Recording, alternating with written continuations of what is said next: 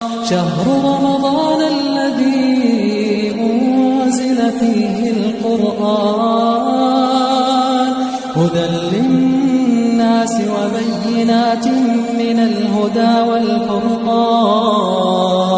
अस्सलामु अलैकुम व रहमतुल्लाहि व बरकातुहू। नहमदुहु व नसल्ली अला रसूलिहिल करीम, अम्मा बाद। मेरे दोस्तों, भाइयों, बुज़ुर्गों, अल्लाह ताला का बहुत बड़ा एहसान है और बहुत बड़ा करम है कि अल्लाह ताला ने रमज़ानुल मुबारक जैसा महीना हम सबको नसीब फरमाया। हम देखते हैं कि कितने अज़ीज़ और कितने हमारे ख़ास लोग जो पिछले साल रमज़ान में हमारे साथ हुआ करते थे, इस साल रमज़ान में वो हमारे साथ नहीं हैं। वो कब्र में चले गए हैं, वो दुनिया से रुखसत हो गए। कितने हमारे ख़ास लोग जो कि पिछले साल हमारे साथ थे लेकिन इस साल हमारे साथ नहीं हैं। और हमें ये भी नहीं पता कि जो इस साल हैं रमज़ान में वो अगले साल होंगे या नहीं होंगे। हमें अपना नहीं पता कि हम इस साल रमज़ान में हैं, अगले साल रमज़ान में हम होंगे या नहीं होंगे। इसलिए जो वक्त मिला है उस वक्त को गनीमत समझना है और उस वक्त को कीमती बनाना है। 4 काम रमज़ान में ज़्यादा से ज़्यादा करने हैं और 4 कामों में रमज़ान में कम से कम वक्त लगाना है। इस चीज़ को ध्यान रखें। 4 चीज़ों को खूब करना है और 4 चीज़ों में कम वक्त लगाना है। वो 4 काम क्या हैं जिनको खूब करना है? वो 4 काम हैं, सबसे पहले कलमा तैयबा की कसरत। खूब कलमे का विर्द, खूब कलमे का विर्द, जितना हो सके कलमे तैयबा का विर्द करें। हाँ, कलमे तैयबा की कसरत नंबर 1। नंबर 2, इस्तग़फ़ार की कसरत। खूब गुनाहों से माफ़ी मांगे, अपने खूब गुनाहों की माफ़ी मांगे। इस वक्त मग़फ़िरत के दरवाजे खुले हैं, तौबा के दरवाजे खूब खोल दिए गए हैं। नफिल का सवाब फ़र्ज के बराबर और फ़र्ज का सवाब 70 फ़र्ज के बराबर। तो इसलिए सबसे ज़्यादा कलमा तैयबा का विर्द करें। नंबर 2, इस्तग़फ़ार की कसरत करें। नंबर 3, जन्नत की तलब करें, जन्नत को मांगे, खूब जन्नत को मांगे अल्लाह से। और नंबर 4, जहन्नुम से पनाह मांगे, जहन्नुम से निजात मांगे, जहन्नुम से हिफाजत मांगे। तो इसकी दुआ भी सिखाई गई है, ला इलाहा इल्लल्लाह अस्तग़फ़िरुल्लाह अस्अलुकल जन्नत व अऊज़ु बिका मिनन नार। इसमें चारों चीज़ें आ गई। सबसे पहले कलमा का जिक्र, खूब इस्तग़फ़ार, जन्नत की तलब, जहन्नुम से पनाह। ला इलाहा इल्लल्लाह अस्तग़फ़िरुल्लाह अस्अलुकल जन्नत व अऊज़ु बिका मिनन नार। इन चारों चीज़ों, इसकी दुआ की खूब कसरत करें। तो इन 4 कामों में तो खूब वक्त लगाना है। और 4 काम जिनमें कम से कम वक्त लगाना है वो क्या है? सोना। अपनी नींद को कम करें। पूरे साल हम सोते हैं खूब, इस साल नींद को थोड़ा सा कुर्बान करें इबादत के लिए। हुज़ूर सल्लल्लाहु अलैहि वसल्लम जब रमज़ान का महीना आया करता था तो फरमाया कमर कस लिया करते थे, लुंगी टाइट कर लिया करते थे। क्या मतलब हुआ कि अपने आप को तैयार करा करते थे अल्लाह की इबादत के लिए। तो भाई, ये रमज़ान जैसा महीना हमें मिला है, बहुत बाबरकत महीना है। तो इसलिए सोना तो पूरे साल है, इस साल महीने अपने सोने को थोड़ा कम करें। नंबर 2, खाने पीने में वक्त कम लगाएं। ये नहीं कि अफ्तार के बाद इजाज़त हो गई तो अब खाए चले जा रहे हैं, खाए चले जा रहे हैं। हाँ, सहरी है तो खाए चले जा रहे हैं। रोज़े का क्या मज़ा जब थोड़ी सी भूख ना लगे, थोड़ी सी तड़प पैदा ना हो। तो सोने में वक्त कम लगाएं, खाने पीने में वक्त कम लगाएं। तीसरा, अपनी ज़रूरियात में वक्त कम लगाएं। जो अपनी दीगर ज़रूरियात हैं उनमें कम से कम वक्त लगाने की कोशिश करें कि जल्द से जल्द फारिग हो जाएं। और नंबर 4, लोगों से कम मुलाकात करें। हमारे अकाबरीन रमज़ान के महीने में ज़्यादा से ज़्यादा अल्लाह की तरफ वक्त दिया करते थे। अल्लाह की तरफ रुझान उनका ज़्यादा हुआ करता था, लोगों की तरफ कम। तो इसलिए लोगों से कम मुलाकात करें, क्योंकि कम मिलना हिफाजत है। इंसान ज़्यादा मिलेगा, कुछ भलाई की बातें होंगी, कुछ बुराई की बातें होंगी, कुछ नेक बातें होंगी तो कुछ बुरी बातें भी होंगी। तो इसलिए इंसान मिलने जुलने को भी कम करे और अपने आप को ज़्यादा से ज़्यादा आमाल में लगाने की कोशिश करे। तो 4 चीज़ों में वक्त सबसे ज़्यादा लगाना है। रमज़ान के महीने में 4 चीज़ों में सबसे ज़्यादा वक्त लगाना है। नंबर 1, कलमा तैयबा की कसरत। नंबर 2, इस्तग़फ़ार की कसरत। नंबर 3, जन्नत की तलब। और नंबर 4, गुनाहों से, वो जहन्नुम से निजात, जहन्नुम से बचने की दुआ करनी है।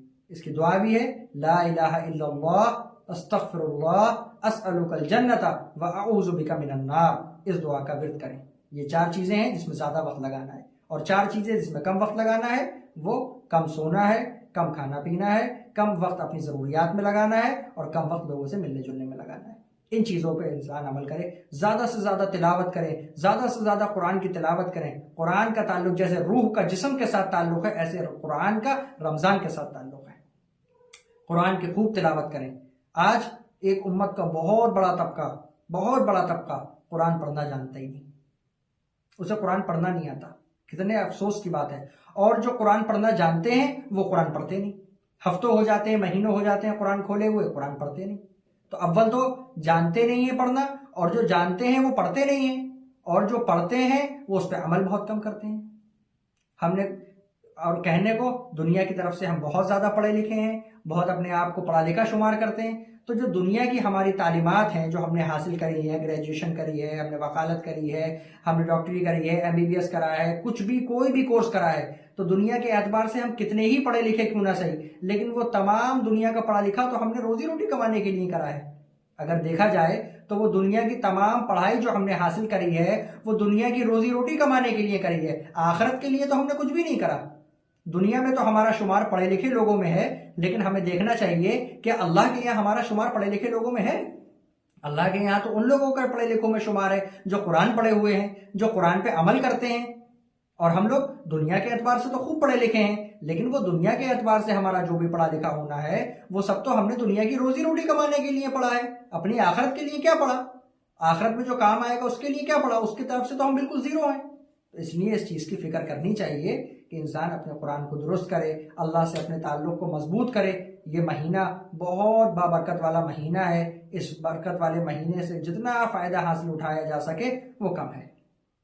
ज़्यादा से ज़्यादा अल्लाह की तरफ रुजू हो, ज़्यादा से ज़्यादा हुजूर पर दुरूद हो, ज़्यादा से ज़्यादा इस्तिग़फ़ार हो, ज़्यादा से ज़्यादा कलमा तय्यबा हो, अपने आप को इबादत में लगाएं। फरमाया जैसा रमज़ान गुजरेगा वैसा पूरा साल गुजरेगा। जिसका रमज़ान अच्छा गुजरेगा उसका पूरा साल अच्छा गुजरेगा।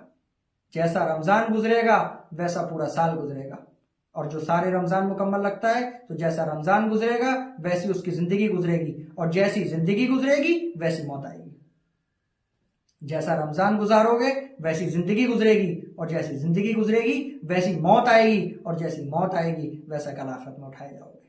अच्छी ज़िंदगी गुजारोगे तो अच्छी मौत आएगी, और अच्छी मौत आएगी तो अच्छा अंजाम निकलेगा। हाँ, एक वक्त होता है बनने का और एक वक्त होता है चलने का।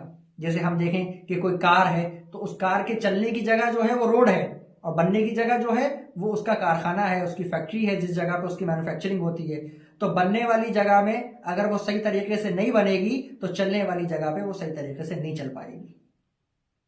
इसी तरीके से एक बनने का वक्त होता है, जैसे एक रोटी होती है, उस रोटी का बनने का वक्त होता है। वो बनने का वक्त कहाँ होता है? तंदूर के अंदर। तो जो रोटी तंदूर के अंदर वक्त से अपने आप को बना लेती है, तो वो रोटी को जो खाता है उसका पेट भरता है, उसको ताकत मिलती है, उसको सुकून मिलता है। और जो रोटी अपने आप को जला लेती है या कच्ची रह जाती है वो खाने के मतलब की नहीं रहती, और अगर उसको रोटी को कोई खा लेता है तो उसकी तबीयत खराब हो जाती है।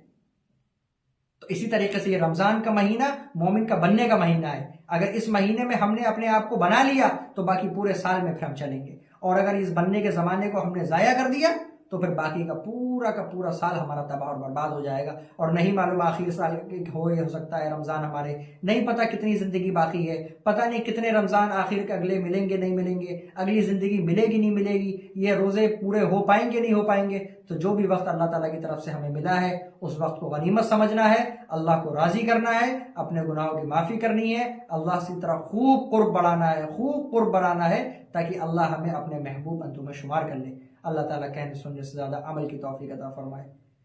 जज़ाकल्लाह खैर। व आखिरु दावाना अल्हम्दुलिल्लाहि रब्बिल आलमीन। अस्सलामु अलैकुम व रहमतुल्लाहि व बरकातुहू।